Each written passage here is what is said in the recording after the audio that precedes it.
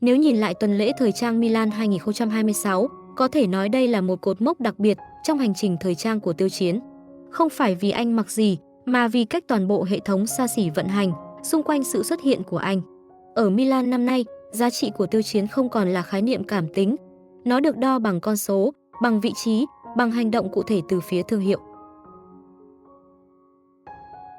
Tiêu Chiến tham dự Milan với tư cách đại diện toàn cầu của Gucci và Toss. Đây đã là năm thứ tư liên tiếp anh xuất hiện tại hàng ghế đầu của hai nhà mốt Ý. Điều đáng nói là anh không hề có sự nghiệp ra mắt ở Âu Mỹ, không hoạt động dài hạn tại thị trường quốc tế, nhưng vẫn liên tục được xếp vào nhóm đại diện xa xỉ, có sức ảnh hưởng lớn nhất châu Á. Giới chuyên môn thậm chí gọi anh là lực lượng tái định hình xu hướng thời trang của người nổi tiếng châu Á. Giá trị đầu tiên thể hiện rõ nhất chính là doanh thu. Theo các dữ liệu được công bố trong giới, 47% doanh thu của Gucci tại Trung Quốc có liên hệ trực tiếp đến sức ảnh hưởng của Tiêu Chiến. Trong ngành xa xỉ, nơi thị trường Trung Quốc đóng vai trò then chốt, việc một cá nhân đóng góp gần một nửa doanh số khu vực là điều cực kỳ hiếm. Điều đó có nghĩa anh không chỉ đại diện hình ảnh mà là một động cơ kinh tế. Hiệu ứng này được minh chứng rõ ràng tại Milan. Ngày 27 tháng 2 năm 2026, anh xuất hiện tại show thu đông của Gucci với tạo hình toàn đen. Điểm nhấn là đôi giày lười đinh tán Jordan trị giá 1.290 euro. Thiết kế kết hợp chất băng với tinh thần may đo Ý, được truyền thông quốc tế nhận xét là biểu tượng của sức mạnh và tiết chế. Sau khi hình ảnh được hơn 500 cơ quan truyền thông đăng tải, lượng tìm kiếm toàn cầu cho dòng giày lười Gucci tăng 320% chỉ trong một tuần. Trong 72 giờ đầu, doanh số dòng loafer tại Trung Quốc tăng 127% so với cùng kỳ, tỷ lệ chuyển đổi đạt mức 1 so với 8,7. Tức cứ một lượt tiếp cận có thể tạo ra gần 9 đơn hàng. Đây là con số khiến nhiều chuyên gia marketing phải nhìn lại cách đánh giá vai trò đại diện thương hiệu. Không dừng ở Gucci, hiệu ứng tại Toss còn trực diện hơn. 5.000 đôi giày lười bán hết trong vòng 1 giờ sau khi anh xuất hiện tại show. Doanh số dòng loafer tăng 127% theo năm. Trong 3 năm hợp tác, khu vực Đại Trung Hoa tăng trưởng 59,5% và vươn lên thành thị trường lớn nhất toàn cầu của thương hiệu. Riêng tại Milan 2026, giá trị truyền thông Anh mang lại cho Toss được ước tính 5,11 triệu USD. Khi một nghệ sĩ có thể trực tiếp tạo ra mức tăng trưởng 3 con số cho một dòng sản phẩm truyền thống, đó không còn là hiệu ứng ngắn hạn mà là tái cấu trúc thị trường. Giá trị của Tiêu Chiến không chỉ thể hiện qua doanh số mà còn qua cách thương hiệu đối đãi. Trong thế giới xa xỉ, hành động là thước đo địa vị. Gucci đã làm điều chưa từng có tiền lệ, đăng thư mời Milan dưới ngôi thứ nhất, như thể Tiêu Chiến đang tự chia sẻ hành trình của mình, đồng thời chỉnh sửa nội dung nhiều lần để đồng bộ vị trí địa lý. Gucci dọn sạch trang chủ để chào đón vị vua. Nhà mốt Ý đã có một hành động chơi lớn khiến cộng đồng mạng ngỡ ngàng. Họ đã tạm thời xóa hoặc ẩn các nội dung cũ trên trang chủ mạng xã hội quốc tế của mình, tạo nên một không gian trống hoàn hảo chỉ để đăng tải duy nhất những thông báo quan trọng về lịch trình tham dự của Tiêu Chiến.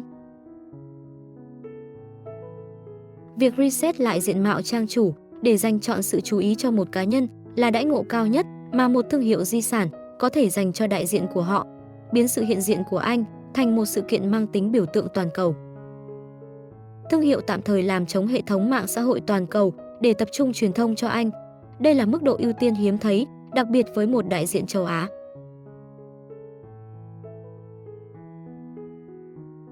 Toss hoãn sóng trực tiếp toàn cầu để chờ đợi. Một khoảnh khắc đã đi vào lịch sử của thương hiệu Toss.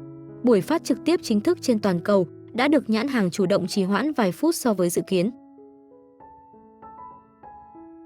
Lý do cực kỳ đặc biệt, Toss muốn đảm bảo rằng mọi ống kính và hàng triệu khán giả đang theo dõi qua màn ảnh nhỏ đều có thể chứng kiến trọn vẹn khoảnh khắc Tiêu Chiến bước vào hội trường và an tọa tại vị trí danh dự ngay cạnh CEO tập đoàn.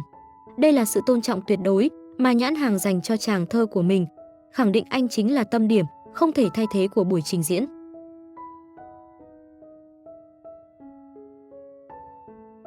Hai thương hiệu vốn là đối thủ trực tiếp lại điều chỉnh lịch trình show về cùng một ngày để anh có thể tham dự trọn vẹn cả hai. Trong ngành thời trang cao cấp, lịch show được ấn định trước nhiều tháng và rất khó thay đổi.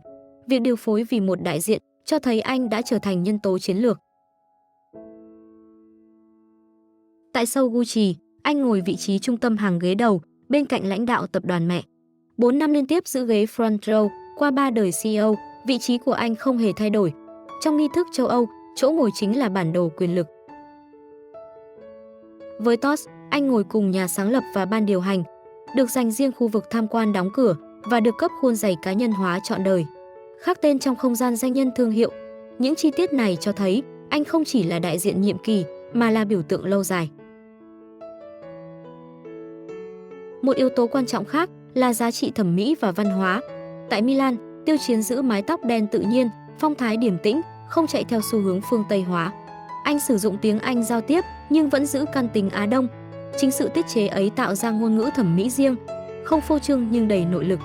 Truyền thông quốc tế đánh giá anh là hình ảnh giao thoa Đông Tây trong bối cảnh thời trang toàn cầu đang tìm kiếm sự cân bằng văn hóa. Sự xuất hiện của anh còn tạo ra thay đổi trong cấu trúc khách hàng. Một số dòng sản phẩm ghi nhận tỷ lệ mua giữa nhóm khách hàng truyền thống 35+ và Gen Z lần đầu đạt mức 11. Điều này chứng minh khả năng xuyên thế hệ, yếu tố cực kỳ quan trọng để duy trì tăng trưởng dài hạn cho thương hiệu. Về mặt truyền thông, trước khi show bắt đầu, các từ khóa liên quan đến anh đã chiếm nhiều vị trí trong top xu hướng toàn cầu. Hơn 500 đầu báo quốc tế đăng tải hình ảnh. Các nền tảng mạng xã hội phát sinh hàng chục chủ đề thảo luận. Đáng chú ý là toàn bộ hiệu ứng này không dựa trên hoạt động quảng bá tại Hollywood hay thị trường Âu Mỹ trước đó. Điều này phản ánh sự chuyển dịch quyền lực tiêu dùng. Thị trường châu Á đủ lớn để tạo ảnh hưởng ngược trở lại trung tâm thời trang châu Âu. Quan trọng hơn cả, vai trò của Tiêu Chiến đã dịch chuyển từ người mặc đồ sang đồng kiến tạo giá trị. Anh tham gia điều chỉnh chi tiết thiết kế cho phù hợp vóc dáng. Một số mẫu được lưu trữ lâu dài trong hệ thống thương hiệu. Bộ sưu tập liên danh năm 2026 có lượng đặt trước cao gấp 3 lần thông thường. Đây là bước tiến từ đại diện hình ảnh sang đối tác chiến lược. Tổng kết lại, giá trị của Tiêu Chiến tại Milan 2026 có thể nhìn qua 4 lớp. Doanh thu, 47% đóng góp tại Trung Quốc, 5.000 đôi giày bán hết trong 1 giờ. Tăng trưởng 127%. Chiến lược, điều chỉnh lịch show, ưu tiên truyền thông. Ghế ngồi trung tâm 4 năm liên tiếp. Thẩm mỹ, tái định hình hình ảnh người nổi tiếng châu Á trong bối cảnh toàn cầu và văn hóa trở thành cầu nối Đông Tây. Tại Milan, anh không chỉ chứng minh sức hút cá nhân, anh chứng minh rằng một nghệ sĩ châu Á có thể đứng ở trung tâm bản đồ xa xỉ toàn cầu bằng thực lực thương mại và chiều sâu văn hóa. Khi một ngôi sao vừa tạo được xu hướng, vừa tạo được doanh thu, vừa được thương hiệu xem như tài sản chiến lược lâu dài, đó không còn là nổi tiếng, đó là giá trị. Và Tiêu Chiến là ngôi sao hiếm hoi của Trung Quốc đang sở hữu điều đó.